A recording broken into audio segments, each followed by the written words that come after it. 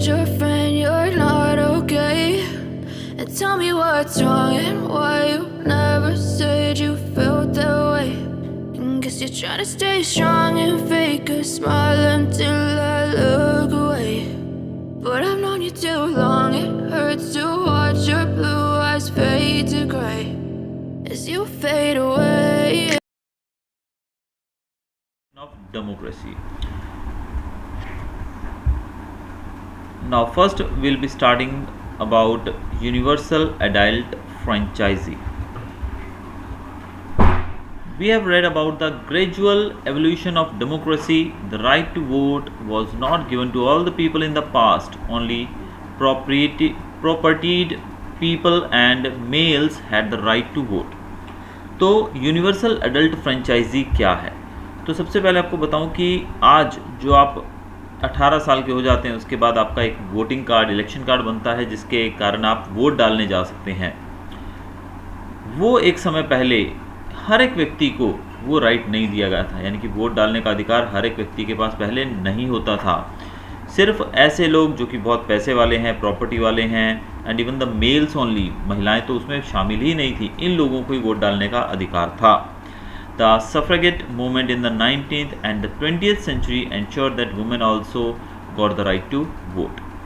However, in India, all citizens above the age of 18, irrespective of the caste, creed, religion or gender, are given the right to vote.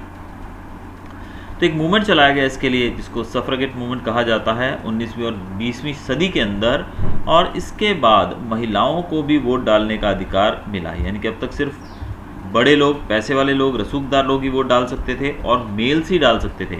अब सब चीज़ें change हो गई और महिलाओं को भी अधिकार मिला वोट डालने का। और आज की बात करें तो भारत के अंदर अभी 18 साल है उससे ज़्यादा उम्र का कोई भी व्यक्ति है वो बिना किसी भेदभाव के वोट डालने का अधिकार रखता है, और इसी अधिकार को यूनिवर्सल एडल्ट फ्रेंचाइजी का नाम दिया गया है। यानी कि यूनिवर्सल एडल्ट फ्रेंचाइजी का मतलब है कि आप वोट डालने का जो अधिकार प्राप्त है आपको, वो इसी के अंतर्गत आता है। In India universal adult franchise is based on the concept of one man one vote. Bharat के अंदर ये एक व्यक्ति एक वोट के प्रिंसिपल के ऊपर आधारित है, यानी कि एक व्यक्ति एक ही बार वोट कर सकता है एक इलेक्शन के अंदर। अब इलेक्शन के बारे में देखेंगे। In India elections to the parliament and the state legislative assembly are held every 5 years। अब पार्लियामेंट के लिए, यानी कि जो हमारे MPs चुने जाते हैं, मेंबर ऑफ पार्लियामेंट, जो कि लोकसभा में बैठते हैं वो, और जो MLAs होते हैं जो कि मेंबर ऑफ लेजिस्लेटिव असेंबली जो होते हैं, MLA कहा जाता है जिनको, जो कि स्टेट में लोअर हाउस होता है, इनके इलेक्शन हर 5 साल के बाद होते हैं। The election commission of India is responsible for conducting free and fair election. और ये इलेक्शन जो है वो एकदम अच्छे माहौल में, बिना किसी भेदभाव के, बिना किसी दबाव के हों, यानी कि निष्पक्ष तरीके से हों, इसकी जिम्मेदारी होती है इलेक्शन कमीशन की। It is an autonomous constitutional body which was set up in 1950। और इलेक्शन कमीशन जो है वो एक ऑटोनोमस बॉडी है, यानी कि इसके ऊपर कोई भी नहीं है। ये फ्रीली, बिना किसी दबाव के, यानी कि किसी भी व्यक्ति, नेता या किसी भी पर्टिकुलर डिपार्टमेंट के अंडर में नहीं आता है ये इलेक्शन कमीशन, क्योंकि अगर ये किसी के अंडर में आता हो तो इसका गलत फ़ायदा भी उठाया जा सकता है, और इसका काम है चुनाव करवाना, और वो भी निष्पक्ष तरीके से। इसलिए इसको एक फ्री बॉडी रखा गया है जिसकी स्थापना 1950 में हुई थी। The election commission is a 3-member body headed by the chief election commissioner. Election commission के अंदर 3 मेंबर्स होते हैं मेनली, और इसके जो हेड होते हैं वो होते हैं चीफ इलेक्शन कमिश्नर। ही और she is assisted by the 2 election commissioners. तो मेन जो इसके होते हैं वो होते हैं चीफ इलेक्शन कमिश्नर, और उनके 2 मेंबर और होते हैं जिनको 2 अदर इलेक्शन कमिश्नर्स कहा जाता है। All 3 members are appointed by the president of India. और ये सब जो होते हैं इनको अपॉइंट किया जाता है प्रेसिडेंट ऑफ इंडिया के द्वारा। तो ये जानकारी आपको याद रखनी है। The Election Commission announces the dates of the elections, the code of conduct to be followed by all political parties and the results of the election. Election Commission जो है वो इलेक्शन की डेट्स को बताता है कि कौन सी तारीख से इलेक्शन होंगे, और कोड ऑफ कंडक्ट, यानी कि पॉलिटिकल पार्टीज़ जो हैं उनको कौन कौन से रूल्स फॉलो करने पड़ेंगे इस इलेक्शन के दौरान वो, और इलेक्शन के रिजल्ट को भी घोषित करने का काम, डिक्लेयर करने का काम इलेक्शन कमीशन का होता है।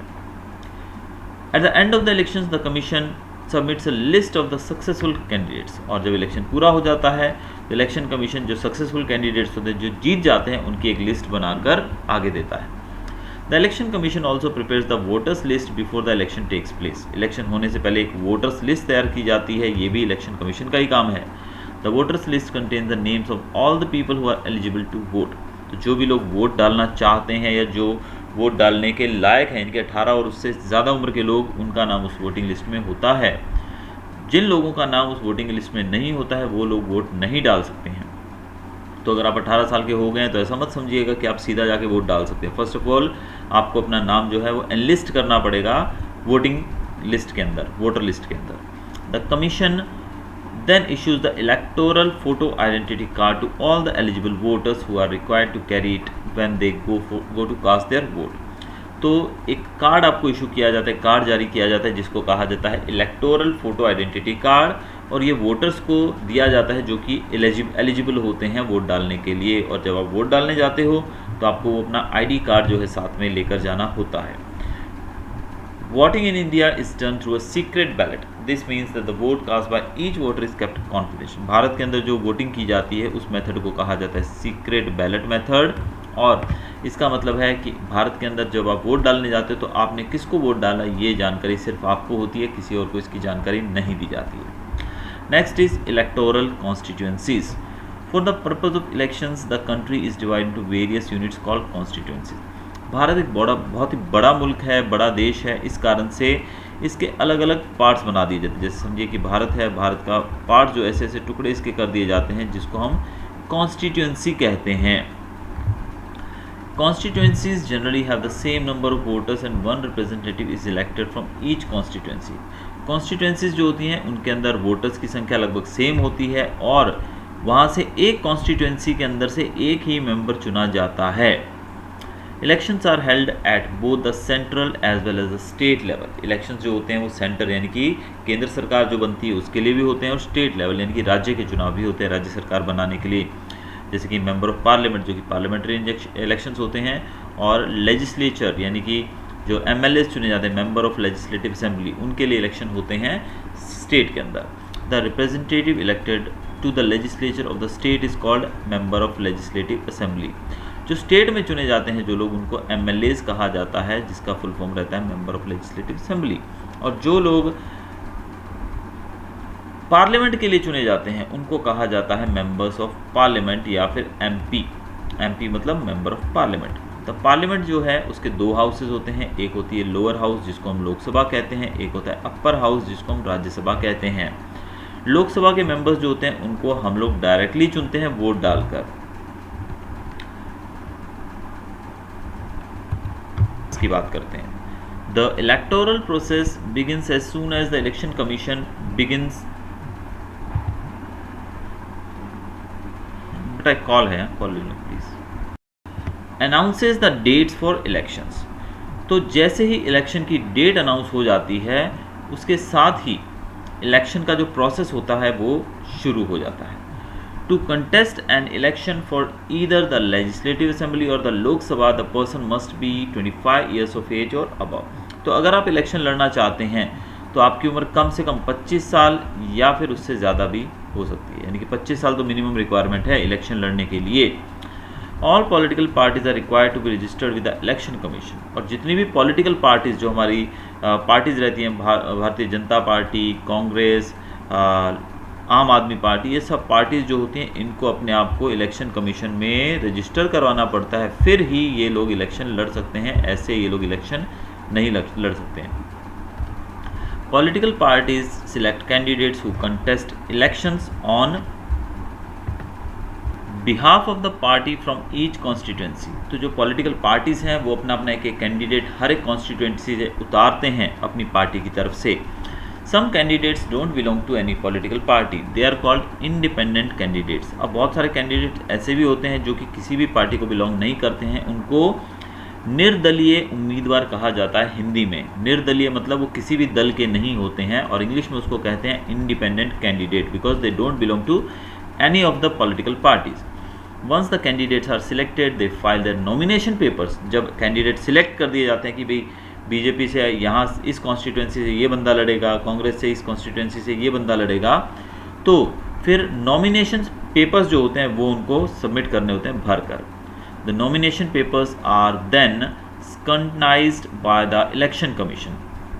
फिर ये जो पेपर्स होते हैं, जो नॉमिनेशन पेपर, इनकी पूरी छानबीन की जाती है, प्रॉपर्ली इसको स्टडी किया जाता है कि इसमें जो भी जानकारी दी गई है वो सब सही है कि नहीं, और इसके बाद इनके नॉमिनेशन पेपर्स या तो एक्सेप्ट कर लिए जाते हैं या रिजेक्ट करें। अगर इनके द्वारा दी गई जानकारी, यानी कि ये जो फॉर्म भरा जाता है इसमें इनको बहुत सारी जानकारी देनी पड़ती है अपने बारे में, अगर वो सारी जानकारी सही हो तो इसको एक्सेप्ट कर लिया जाता है, और वो इलेक्शन लड़ने के लिए सब कुछ उसमें सही हो तो एक्सेप्ट किया जाता है, वरना इसको रिजेक्ट कर दिया जाता है। Each political party has an election manifesto which tells voters about its programs and policies. The political parties begin campaigning for elections after the final list of candidates are announced. अब बात करते हैं election manifesto की, यानी कि हर एक party जो है उनका एक मुद्दा होता है, यानी कि वो अगर वो जीत जाती है पार्टी तो वो क्या क्या करेंगे। जैसे कि आपने देखा होगा इलेक्शन से पहले हर एक पॉलिटिकल पार्टी रैलीज़ करती है, बहुत लोगों को इकट्ठा करके। जैसे कि अभी रिसेंट बंगाल चुनाव हुए थे, बंगाल चुनाव के अंदर हमने देखा था कि वहाँ पर गृह मंत्री अमित शाह, इवन नरेंद्र मोदी और राजनाथ सिंह, बड़े बड़े नेताओं ने जाके रैलीज़ की और उन्होंने अपना मैनिफेस्टो, यानी कि लोगों को बताया कि हम लोग अगर जीत जाते हैं तो हम क्या क्या करेंगे, हमारी पॉलिसीज़ क्या क्या रहेंगी आपके लिए। ये सब चीज़ें वहाँ पर वो लोग बताते हैं कि भाई हम जीत गए तो हम ये करेंगे, हम जीत गए तो हम ये करेंगे, तो ऐसी चीज़ें वो बताते हैं। पॉलिटिकल पार्टीज़ जो हैं वो अपना कैंपेन तब शुरू करती हैं जब उनकी फाइनल लिस्ट बन जाती है, यानी कि उनका जो लिस्ट है तैयार हो जाती है कहाँ से कौन लड़ने वाला है, उसके बाद वो लोग अपना कैंपेनिंग शुरू करते हैं, यानी कि प्रचार शुरू करते हैं। Campaigning stops 48 hours before polling takes place. और ये जो कैंपेनिंग है, यानी कि जो प्रचार है, वो इलेक्शन होने से 48 घंटे पहले बंद हो जाता है, 48 घंटे पहले इसको स्टॉप कर दिया जाता है। सब पॉलिटिकल पार्टीज़ जो हैं वो इलेक्टोरल सिंबल्स का यूज़ करती हैं। इलेक्टोरल सिंबल का मतलब होता है चुनाव चिन्ह। जैसे आप जानते हैं कि हाथ जो है वो कांग्रेस का चुनाव चिन्ह है और कमल जो है वो भारतीय जनता पार्टी का है, आम आदमी पार्टी का झाड़ू है। तो हर एक पार्टी जो है वो इलेक्टोरल जो इनका सिंबल्स रहते हैं उसको चूज़ करती हैं। अब हम बात करेंगे ईवीएम्स के बारे में, क्योंकि अब तक जो चुनाव पहले होते थे वो होते थे हम लोग हाथ से जाकर एक पर्ची के ऊपर स्टैंप लगाकर एक बैलेट बॉक्स में डालते थे, इसीलिए इसको सीक्रेट बैलेट मेथड कहा जाता था। लेकिन आजकल जो वोटिंग का जो एक नया सिस्टम शुरू हुआ है that is EVMs, electronic voting machine. तो ये जो आप स्क्रीन पे देख रहे हैं this is called electronic voting machine, और इसके ऊपर हर एक कैंडिडेट का जो नाम होता है वो लिखा होता है। जैसे आप नंबर देख रहे हैं 1 से 10 तक, और वहाँ पर सामने नंबर के सामने उसका नाम होता है कैंडिडेट का, और उसके सामने उसका चुनाव चिन्ह होता है। तो अगर आप पढ़े लिखे नहीं हैं तो भी कोई बात नहीं, आप अपने चुनाव चिन्ह को देख के वोट दे सकते हो। अगर आप पढ़े लिखे हैं तो कैंडिडेट का नाम भी देख सकते हैं, और उसके बाद आप उस बटन को दबा दोगे तो वो उसके सामने वाले बटन को दबा दोगे तो आपका वोट उस पर्टिकुलर कैंडिडेट को चला जाएगा। Electronic voting machines are used to record votes. The names of candidates and party symbols are shown on the voting machines. The voters just have to press the button against the name of the candidate of their choice. जैसे मैंने आपको बताया कि किस तरह से machine के सामने जो है सिंबल होता है, नाम होता है कैंडिडेट का और नंबर लिखा होता है। आप जिसको भी वोट देना चाहते हैं उस बटन को दबा दीजिए और सीधा आपका वोट वहाँ चला गया। ये मशीन जब वोट पूरे हो जाते हैं, वोटिंग पूरी हो जाती है, तो इस मशीन को सील कर दिया जाता है प्रॉपरली, ताकि इससे कोई भी छेड़छाड़ ना हो सके। Political parties form the basis of the electoral process in a democracy as they compete with one another for citizens' votes. A political party is an organization that has a common ideology and aims to form the government. In India, we follow the multi-party system. Under this system, a number of parties with varying political ideologies can run for elections. तो political parties जो होती हैं वो election process का एक part होती हैं, बहुत ही इंपॉर्टेंट पार्ट होती हैं, क्योंकि पॉलिटिकल पार्टीज जो है वो आपस में कम्पीट करती हैं, यानी कि आपस में लड़ती हैं मतलब इलेक्शन लड़ती हैं, कंपटीशन करती हैं, ताकि वो ज़्यादा से ज़्यादा सिटीजन्स का वोट पा सकें। और एक पॉलिटिकल पार्टी ऐसी एक ऑर्गेनाइजेशन होती है जिसका एम और आइडियोलॉजी एक होती है। यानी कि अगर हम बात करें बीजेपी, तो उसके सब नेता जो है वो एक पहले प्लान बनाएंगे कि हम अगर पार्टी, हमें मैनिफेस्टो में क्या क्या बोलना है, कि हमें पब्लिक के लिए हम क्या क्या करेंगे अगर हमारी सरकार बन जाती है तो इस तरीके से हम कह सकते हैं पूरी पार्टी जो है वो एक ही आइडियोलॉजी पे काम करती है अगर वो सरकार बना देती है। तो भारत के अंदर मल्टी पार्टी सिस्टम है, क्योंकि यहाँ पर बहुत सारी पार्टीज़ हैं, आपको पता है, और पार्टीज़ जो हैं वो अलग अलग पार्टीज़ अपनी अलग अलग आइडियोलॉजीज़ के साथ इलेक्शन के मैदान में उतरती हैं। Political parties have a significant presence throughout the country are called national parties. जो पार्टीज़ पूरे देश के अंदर इलेक्शन लड़ती हैं उनको नेशनल पार्टीज़ कहा जाता है। इसके लिए क्राइटेरिया होता है जो कि बहुत सारी बुक्स के अंदर डिफरेंटली दिया गया है। ऐसी पार्टी जिसको लगभग 4 स्टेट्स के अंदर कम से कम उसने इलेक्शन लड़ा होना चाहिए। अगर कोई पॉलिटिकल पार्टी 4 स्टेट्स के अंदर इलेक्शन लड़ चुकी हो और उसको लगभग कुछ 4-5% से ज़्यादा वोट मिले हों उन चारों स्टेट्स के अंदर, तो वो पॉलिटिकल पार्टी कहलाती है। और अगर वो 4 से कम स्टेट्स के अंदर इलेक्शन लड़ती है तो उसको हम रीजनल पार्टी कहते हैं। तो भारत में अगर नेशनल पार्टीज़ की बात करें तो इंडियन नेशनल कांग्रेस, जिसको हम INC कहते हैं, Bharatiya Janata party, communist party of India CPI कहते हैं जिसको हम, तो ये सब जो हैं ये हमारी नेशनल पार्टीज़ हैं। पॉलिटिकल पार्टीज़ में रीजनल पार्टीज़ की बात करें जो कि पर्टिकुलर रीजन के अंदर, इनकी ज़्यादा जगहों पर इलेक्शन ना लड़के वो पर्टिकुलर एक, जैसे कि पंजाब के अंदर आप जानते हैं शिरोमणि अकाली दल कहा जाता है, तो अकाली दल जो है वो सिर्फ पंजाब से इलेक्शन लड़ती है, ठीक है, तो वो एक रीजनल पार्टी है। तो इसके नाम अगर देखें आप तो ऑल इंडिया अन्ना द्राविड़ मुनेत्रा कज़खाम, द्राविड़ मुनेत्रा कज़खाम, तो ये कुछ पार्टीज़ के नाम जो आप देख रहे हैं ये सब पार्टीज़ वो हैं जो कि रीजनल हैं, सिर्फ एक रीजन के अंदर ही सीमित हैं। The party that gets the majority of seats forms the government and is known as the ruling party. अब जो पार्टी जिसको सबसे ज़्यादा कॉन्स्टिट्यूएंसीज, टोटल कॉन्स्टिट्यूएंसीज में जिस पार्टी को ज़्यादा कॉन्स्टिट्यूएंसीज में जीत मिले वो पार्टी सरकार बनाती है और उसको हम रूलिंग पार्टी भी कहते हैं। दूसरी पार्टी जो होती है उनको माइनॉरिटी कहा जाता है और वो मिलकर दूसरी पार्टी यानी कि जितनी हारी हुई पार्टियां हैं जो सरकार नहीं बना पा रही हैं वो सब मिलकर ऑपोजिशन पार्टी बनाती हैं, यानी कि they perform the function of opposition और रूलिंग पार्टी से क्वेश्चन करने का काम करते हैं वो। The oppositions keep a check on the working of the government by questioning its policies and the working of various departments. तो जो ऑपोजिशन होता है उसका रोल भी जितना रूलिंग पार्टी का रोल है उतना ही अहम, उससे भी ज़्यादा अहम हमारे ऑपोजिशन पार्टी का रहता है रोल, क्योंकि ऑपोजिशन पार्टी एक नज़र रखती है रूलिंग पार्टी के काम के ऊपर कि किस प्रकार से काम किया जा रहा है और उससे क्वेश्चन पूछती हैं अलग अलग मुद्दों के ऊपर, पॉलिसीज़ के बारे में।